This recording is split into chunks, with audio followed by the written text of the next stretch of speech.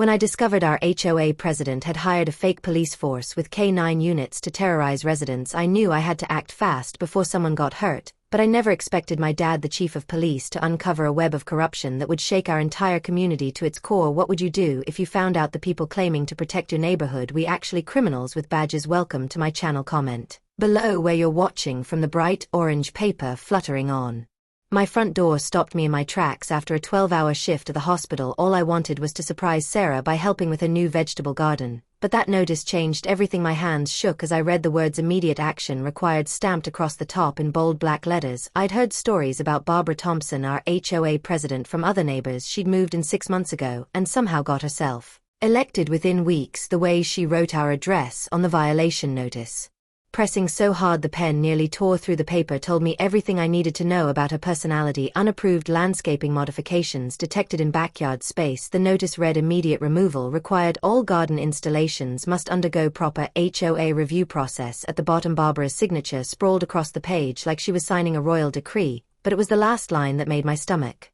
turn. Security will conduct regular inspections to ensure compliance. Since when did our quiet suburban community need security inspections for vegetable gardens? Sarah and I had moved here 3 months ago, drawn by the friendly neighbors and peaceful streets. Mrs. Patterson next door had even brought us homemade cookies to welcome us. Now this, I pulled out my phone and took pictures of both sides of the notice. Something about the wording felt off, like it was trying too hard to sound official. I'd learned from my dad to always document everything just in case. Being the son of a police chief teaches you a few things about dealing with authority, real or fake. Inside, I found Sarah humming in the kitchen, soil still fresh under her fingernails from working in our small garden. Her smile faded as I handed her the notice. "But we checked the HOA guidelines," she said, pulling up the community website on her tablet. "Right here, Article 7, vegetable gardens permitted in backyard spaces with proper drainage." I watched as she highlighted the relevant sections, her environmental lawyer instincts kicking in. We done everything right, installed proper drainage, kept it small and neat, even used the recommended height for raised beds. The tomato plants were barely visible from any angle outside our yard. The doorbell rang, making us both jump through the peephole. I saw Barbara herself tapping her foot impatiently on our welcome mat. She wore a crisp white pantsuit that probably cost more than my monthly salary, a tablet clutched in her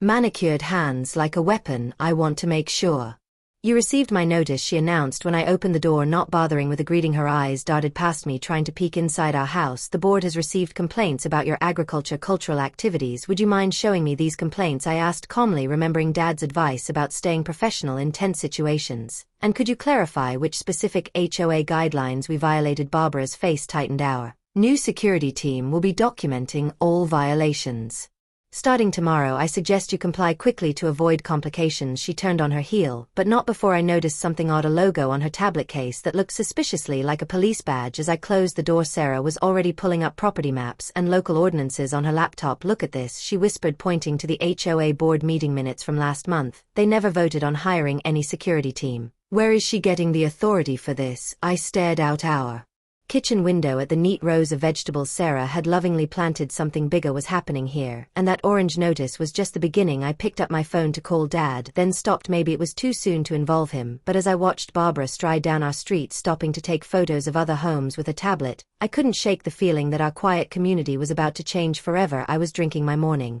coffee when I first spotted them through our kitchen window. 2 men in black polo shirts with HOA security printed on the back were taking photos of our vegetable garden. Their movements were different from regular HOA inspectors, more aggressive, more purposeful. What really caught my eye were the tactical belts they wore, loaded with what looked like real police gear. Sarah was still asleep upstairs when I stepped onto our back porch. "Can I help you, gentlemen?" I asked, keeping my voice steady despite the unease growing in my stomach. The taller one-turned hand resting on what appeared to be a real police-issue taser. His partner kept photographing our tomato plants like they were evidence at a crime scene. "We have police authority within this community," the tall one said, flashing a badge that looked official but disappeared too quickly for me to read it. "We're documenting ongoing violations under HOA Code 47B." He spoke with the confidence of someone used to not being questioned. I pulled out my phone and started recording, which made them both visibly uncomfortable. "I'd like to see your credentials and documentation of this police authority," I said, remembering the legal rights pamphlet I'd read just last week. The shorter one stepped forward, but his partner held him back. That's when Barbara Thompson appeared. As if she'd been waiting in the wings, she marched across our lawn in her designer workout gear, waving another orange violation notice. "These officers don't answer to residents," she announced, clearly enjoying the drama they report.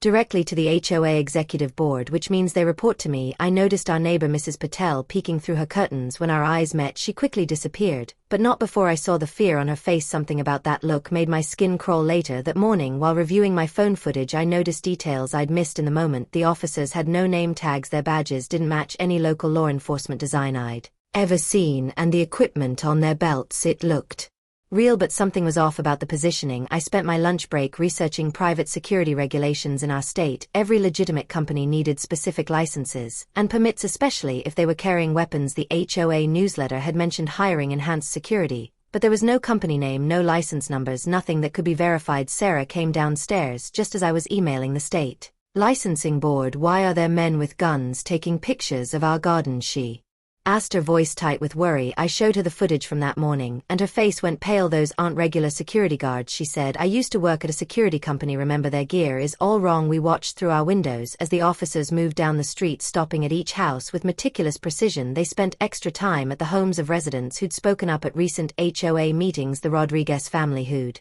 complained about discriminatory enforcement of noise regulations. The Smiths who'd questioned the new security fee on their monthly statement. That evening, I created a private group chat with trusted neighbors. Messages started pouring in immediately. The security team had been entering backyards without permission. They'd been taking photos of children playing. They'd even threatened to detain someone for washing their car in their own driveway. As I compiled everyone's stories and evidence, my phone buzzed with a text from Barbara. "Your continued surveillance of our security team is a violation of HOA policy. Expect enforcement action tomorrow." The threat was clear, but she'd made a crucial mistake in trying to intimidate us. She'd confirmed what we suspected. These men weren't real police officers at all. I looked at Sarah, who was already pulling up the state's laws about impersonating law enforcement. "We need to be really careful," she whispered. "If they're willing to pretend to be cops, who knows what else they're willing to do." The growing stack of evidence on our kitchen table suggested we'd only scratched the surface of what was really going on in our neighborhood. My phone buzzed during a crucial work meeting. Sarah's name flashed on the screen. "She never calls during work hours." Something was wrong. I stepped out, my hands already sweating as I answered. "They're in our backyard," Sarah whispered, her voice trembling. "Three of them. They jumped our fence while I was picking tomatoes." I heard male voices in the background, angry and demanding. My wife's breathing got faster through the phone. I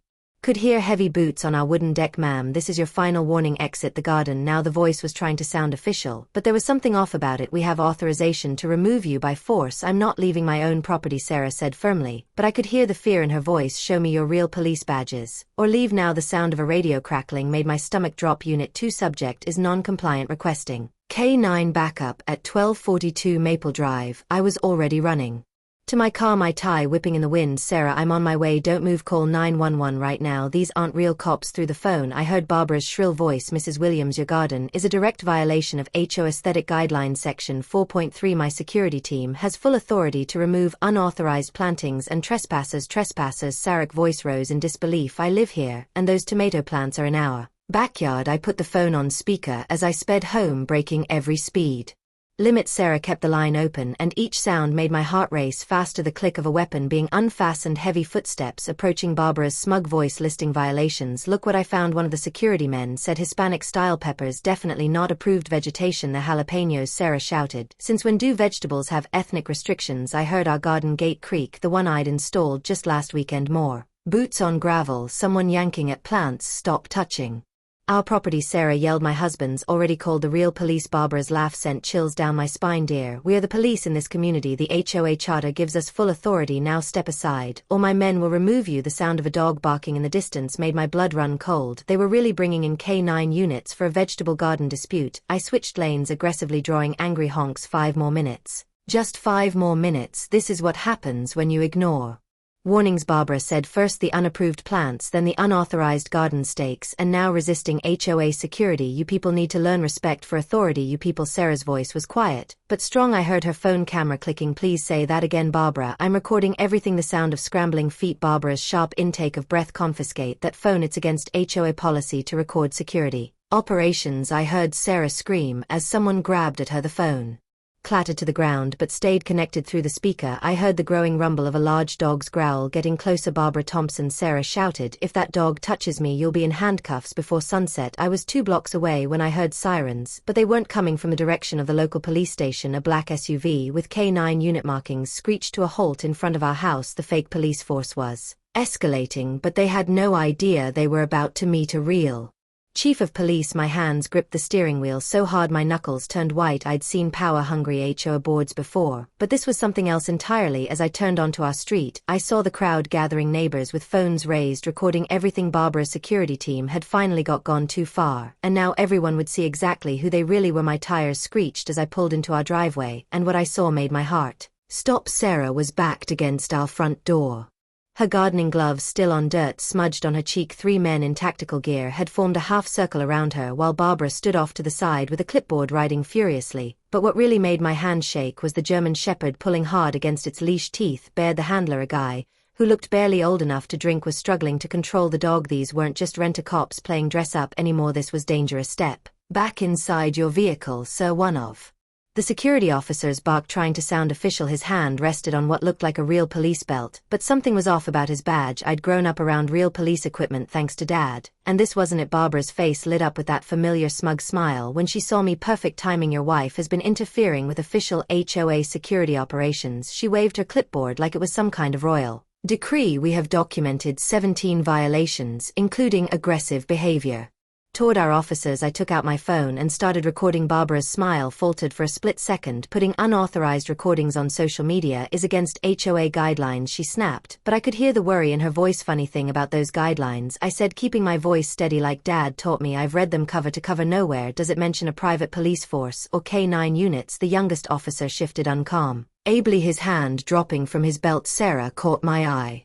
and I gave her a slight nod. She'd been recording to her phone, partially hidden by her gardening apron. We talked about this possibility after the first time these guys showed up, and now our security cameras were catching everything from 3 different angles. This is your final warning, Barbara declared, but her voice had lost some of its edge. Remove the unauthorized vegetables immediately, or we'll be forced to take additional enforcement action. The German Shepherd barked, making Sarah jump. That's when I noticed something that made my blood boil. The dog's vest said Police K-9, a federal offense if they weren't actual law enforcement. I could almost hear Dad's voice in my head listing all the laws they were breaking. Barbara, I said calmly, pulling up the state police department's website on my phone. Did you know impersonating law enforcement officers is a felony? Those uniforms that dogs vest, those fake badges, each one is a separate charge. The security team started exchanging nervous glances. The dog handler's grip on the leash tightened, his less turning white. Barbara's face flushed red, but she kept writing on her clipboard like it was some kind of shield. We have full authority to enforce HOA regulations, she insisted, but her voice cracked. The board approved everything, really? I reached into my car and pulled out the folder I'd been collecting, because I have here the minutes from every board meeting for the past year. Nowhere does it mention hiring armed security or approving K-9 units. I turned to the youngest officer. By the way, what's your certification number for handling that police dog? The handler's face went pale. The German Shepherd, picking up on his anxiety, started whining. Barbara's pen froze mid-sentence on her clipboard. Sarah, I called out, keeping my eyes on the security team, could you grab Dad's card from my wallet? I think he'd be very interested in seeing these gentlemen's law enforcement credentials. That's when Barbara made her fatal mistake. Detain them both, she shrieked, her clipboard clattering to the ground. They're threatening HOA personnel. My hands were shaking so badly I almost dropped my phone, but I managed to type out a quick text to my dad. Emergency at house, fake cops threatening Sarah with dog, please help. I kept my phone low, pretending to check my work schedule while Barbara ranted about our garden violating some made-up rule about aesthetic cohesion. The lead security guy kept his hand on the German Shepherd's harness, making sure we could see how eager the dog was to leap forward. Sarah stood her ground, but I could see her terror. She'd been bitten by a dog as a kid and never quite got over that fear. That's exactly what these bullies were counting on. I checked my phone every few seconds, trying not to be obvious. Dad had read my message. 3 dots appeared as he typed. My heart was racing. In 20 years as chief of police, he'd seen every kind of scam and power trip imaginable. But this was personal. Barbara was getting louder, waving some kind of official-looking document in Sarah's face. As per Section 8 Paragraph 12 of our enhanced security protocols, she started, but I cut her off. Could you show me where the HOA board approved these protocols? I asked calmly. That threw her for a loop. The security team leader, his fake badge said Captain Reynolds, stepped forward. So you're interfering with a sanctioned HOA operation, he growled, letting the dog pull forward just a little bit more. I noticed his hand was shaking slightly.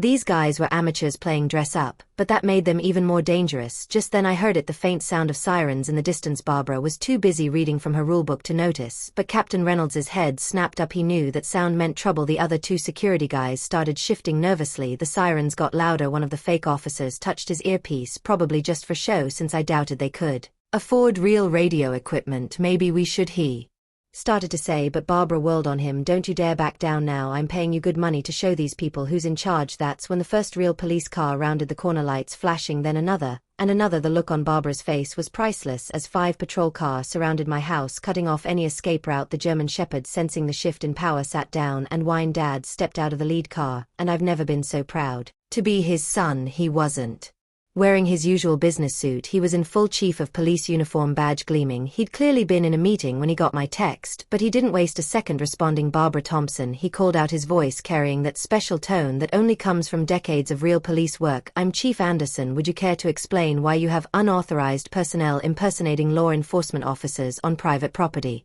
Barbara's face went through about 5 different expressions in 3 seconds: confusion, recognition, fear, anger, and finally panic. She looked at me, then at Dad, then back at me. The pieces clicked together in her head. The security team tried to back away, but Dad's officers had already formed a perimeter. The German Shepherd, proving it had more sense than its handlers, lay down and rolled over, tailed wagging at the real police K-9 unit that had just arrived. I can explain everything, Barbara stammered, but Dad held up his hand. I'm sure you can, ma'am. We'll have plenty of time for that down at the station right now. I'm more interested in where these gentlemen got their equipment and credentials. He turned to the fake security team. Speaking of which, those badges look remarkably similar to official police identification. That's a federal offense, gentlemen. As Dad's officers began taking statements and collecting evidence, neighbors started peeking out of their houses. Some had phones out, recording everything. Barbara's little empire of fear was crumbling, and the whole community was watching it happen. I pulled Sarah close, feeling her finally relax as the real police took control of the situation. Your dad, she whispered, squeezing my hand.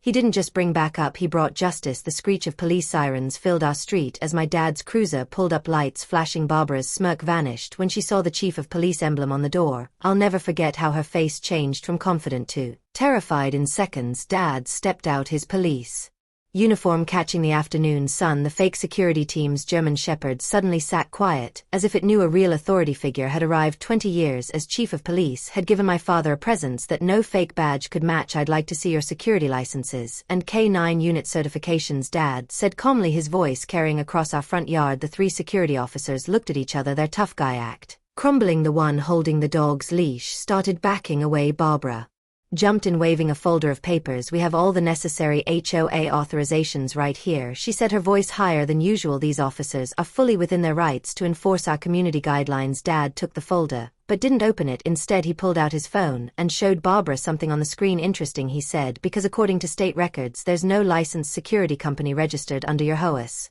name, and that K-9 unit, the closest authorized police dog training facility, hasn't certified any private security dogs in 2 years. The color drained from Barbara's face. The security team leader, a tall man with a buzz cut who'd been so intimidating moments before, now couldn't seem to look anyone in the eye. 2 real police officers approached him, and I noticed his hand trembling as he tried to keep hold of the dog's leash. So one of Dad's officers said, that's department-issued gear you're wearing. Mind telling me where you got it? The security team leader remained silent, sweat visible on his forehead. More neighbors had gathered on their porches watching the scene unfold. I saw phones recording everything. Sarah squeezed my hand as Dad walked over to the security team's car, shining his flashlight through the windows. Well, what do we have here? Dad called out. In the back seat were folders with photos, dozens of them, pictures of families in their backyards, children playing, residents simply living their lives. My stomach turned as I realized how long they'd been watching us all. Barbara tried to slip away during the commotion, but a young OFIC officer blocked her path. Ma'am, impersonating law enforcement officers is a federal offense, he said, and using an unauthorized K-9 unit to threaten civilians, that's going to require some explaining. The dog, seeming to sense its handler's distress, had gone from aggressive to confused. A real K-9 unit arrived, and the difference was obvious. The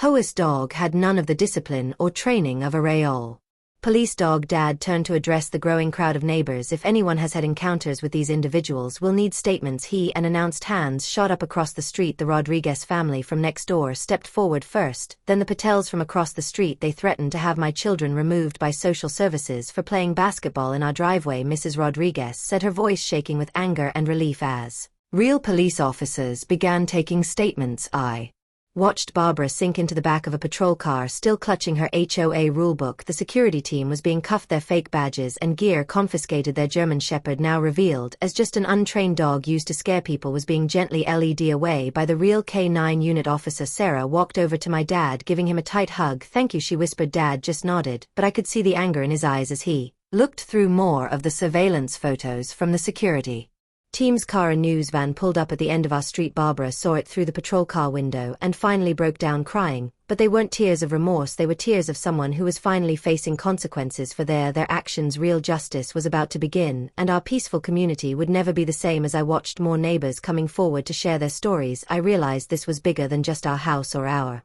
garden. This was about standing up to bullies who hide behind fake authority and made-up rules. The morning after the arrests, my dad called me into his office at the police station. Spread across his desk were stacks of papers, HOA financial records, security contracts, and hundreds of photos taken of our neighbors. My stomach turned as I saw pictures of children playing, families having dinner on their patios, and timestamps showing round-the-clock surveillance. Son, this goes deeper than we thought, Dad said, sliding a document toward me. It was a bank statement showing monthly payments of $115,000 to a company called Community Guardian Services. The real HOA budget only allowed for $2,000 in security expenses. Where was the extra money coming from? I helped Dad dig through more records. Barbara had been charging special assess fees to families who received violation notices. The more we looked, the worse it got. The Rodriguez family had paid $3,000 in security deposits after their birthday party incident. The Patels were charged extra maintenance fees for their vegetable garden. The fake security team's background checks revealed even more shocking details. None of them had real law enforcement training. Their leader, Mike Stevens, had been fired from 3 different police departments for excessive force. The K-9 unit wasn't even a trained police do. It was Stevens's personal pet that he used to scare residents. My phone buzzed with a text from Sarah. She'd been talking to Mrs. Patel, who shared videos of the security team rifling through her mailbox last month. Other neighbors started sending evidence too: Ring doorbell footage, cell phone videos, written threats from Barbara. Each piece of evidence made my blood boil more. Dad's detective Lisa Martinez burst into the office waving a document. Chief, we found their training manual. The pages detailed how to target specific residents, what times to photograph families, and even scripts for threatening people who questioned their authority. Barbara's handwritten notes in the margins made it clear this wasn't about security, it was about control. The investigation revealed Barbara had a history of power abuse. She'd run similar schemes in 2 other communities before moving here. Both times she'd left just as people started asking questions about missing funds. This time she hadn't counted on messing with the police chief's family. By afternoon, reporters gathered outside the station. Dad handled the press conference while I helped Detective Martinez organized evidence for the district attorney. That's when we found the encrypted emails. Barbara had been sharing our neighbors' personal information with outside companies selling data about their daily routines and vulnerabilities. The real HOA board members were shocked. They trusted Barbara to handle day-to-day operations and had no idea about the fake security force or missing money. One board member broke down crying when she realized she'd signed blank checks that Barbara used to fund her scheme. As evening approached, more residents came forward. The security team had been demanding cash payments to overlook violations. They'd threatened elderly residents with eviction, photographed teenage girls by the community pool, and followed kids walking home from school. Each story hit harder than the last. I sat in Dad's office until midnight helping sort through evidence. The last document we found was a draft of Barbara's newest plan, installing cameras inside people's homes for proper compliance monitoring. She'd already ordered the equipment using HOA funds. Just as we were getting ready to leave, Dad's phone rang. The FBI wanted to take over the case. Barbara's operation wasn't just in our community. She had links to similar schemes across 3 states. What started as a simple HOA power trip had uncovered a nationwide criminal enterprise targeting neighborhoods. Looking at the mountain of evidence on Dad's desk, I thought about Sarah in our garden, the Patels tending their vegetables, and all our neighbors who'd lived in fear. Barbara hadn't just broken the law, she'd broken our community's trust. But as I read through more resident statements, I realized something else. By working together to stop her, our neighborhood had grown stronger than ever. There's something you need to see, my neighbor Tom whispered, pulling out his phone. My stomach dropped as I watched shaky footage of Barbara's security team surrounding the Rodriguez family's birthday party last month. In the video, kids were crying as the K-9 unit circled their bounce house while Barbara stood in the background with a satisfied smirk. More neighbors started gathering on our lawn, each bringing their own evidence. Mrs. Patterson, an 80-year-old widow, showed us photos of security guards peering through her windows at night, claiming they were checking for unauthorized decorations. Her hands shook as she described being too scared to even water her flowers. The Patels brought out a detailed diary of harassment, daily photographs, fake violations, and even threats.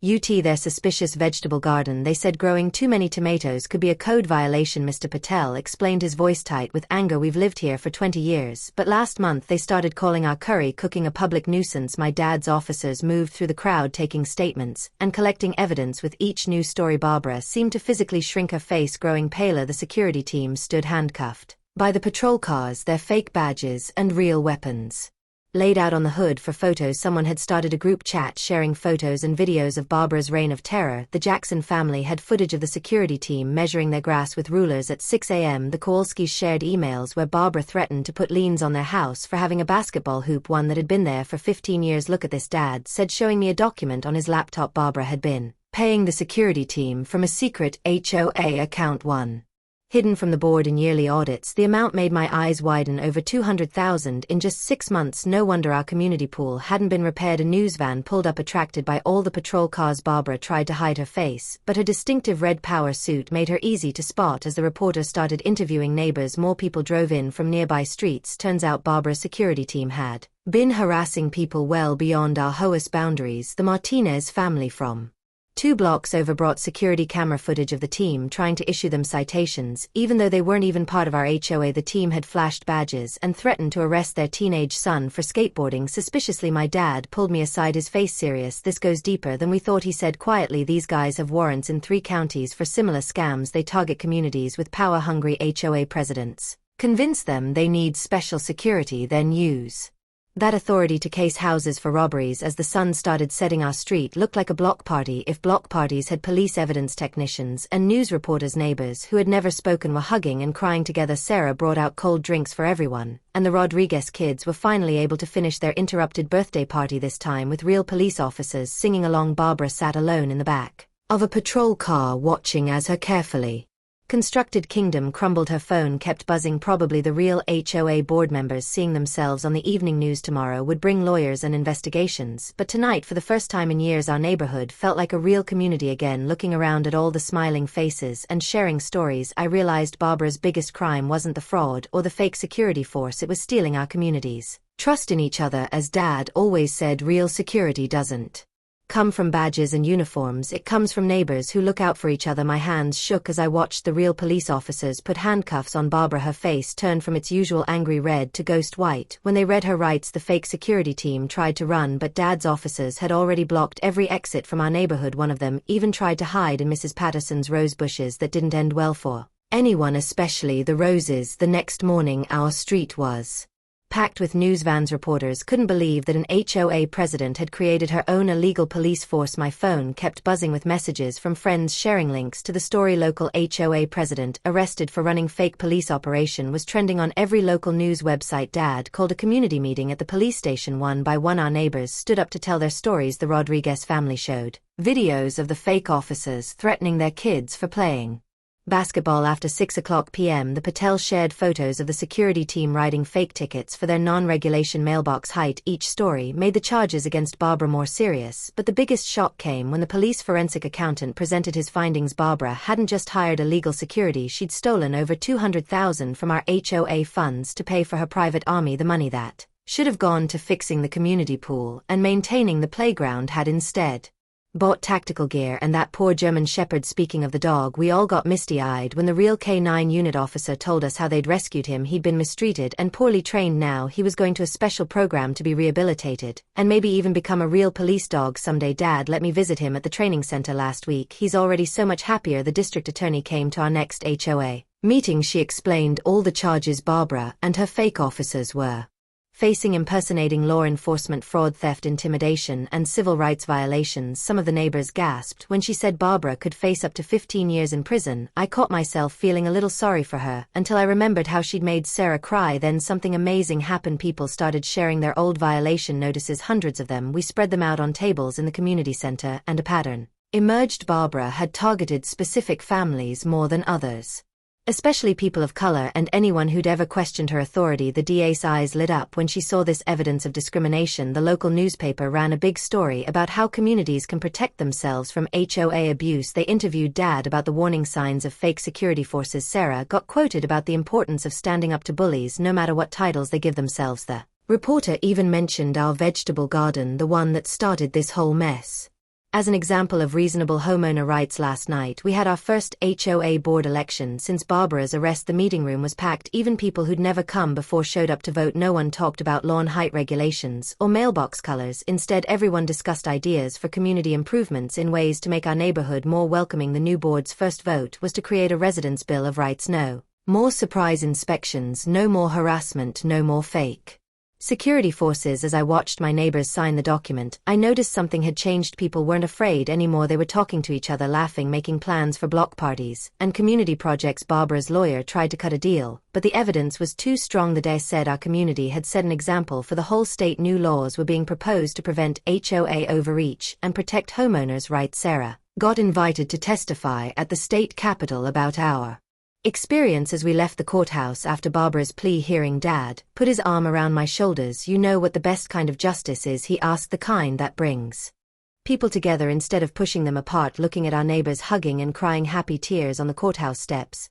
I couldn't agree more. The moving trucks came for Barbara early on a misty Monday morning. I watched from our front porch as she supervised the loading of her precious lawn ornaments, the same ones she'd used to write up countless violations against other residents. Her face had aged 10 years since her arrest, and her signature "I'm in charge" stance had wilted into something smaller. My phone buzzed with a news alert. Former HOA president pleads guilty in private security scandal. The story had caught national attention, leading to investigations of similar HOA abuses across the country. Dad told me he'd received calls from police chiefs in 3 states asking for advice on handling similar cases. Sarah came outside with 2 cups of coffee, smiling as she handed me one. Remember when we were afraid to drink coffee in our own front yard? She asked. She was right. Just a year ago, Barbara's security team would have written us up for loitering on our own property. The community garden we'd planted in place of Barbara's precious ornamental lawn was bursting with life. Mrs. Patterson, who once reported her neighbors for ethnic cooking smells, now traded homegrown tomatoes for Mrs. Patel's curry recipes. The Rodriguez kids,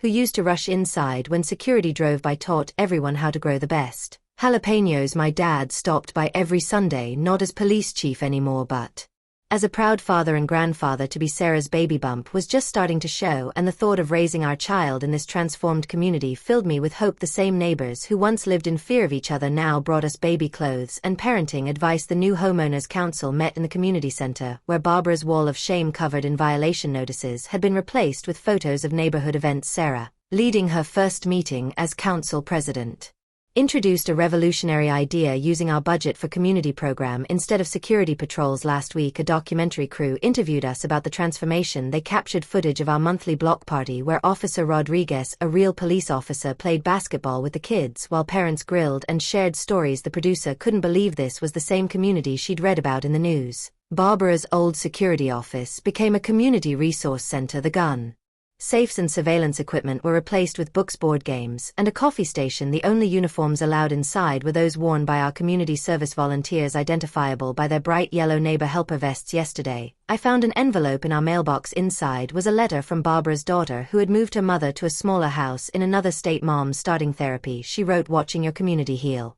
helped her realize she needs to heal too." Attached was a photo of Barbara at her new home, smiling genuinely for the first time in years as she worked in her own small garden. "Standing here now watching new families move into our neighborhood, I think about how close we came to losing everything good about community living." Sarah squeezes my hand as we watch kids from every background playing freely in their front yards. No security cars in sight. The only sirens we hear nowadays are from the ice cream truck, and the only person checking on homes is Mrs. Patel, delivering her famous homemade naan to new neighbors. Our story made the cover of Community Living magazine this month. The headline read, "From Fear to Family: How One Neighborhood Overthrew Tyranny and Found True Secure Purity and Unity." But the real story isn't in the magazine, it's in the sound of laughter from the community garden, the smell of multicultural potluck dinners, and the sight of neighbors helping neighbors. "No badges required." Dad says it best when new residents ask about our security system. The best security isn't in cameras or guards, it's in knowing and caring about your neighbors. As I watched the sun set over our transformed community, I realized Barbara's biggest fear came true. She lost control, but in losing control we all found something much more valuable: freedom to be neighbors in the truest sense of the word.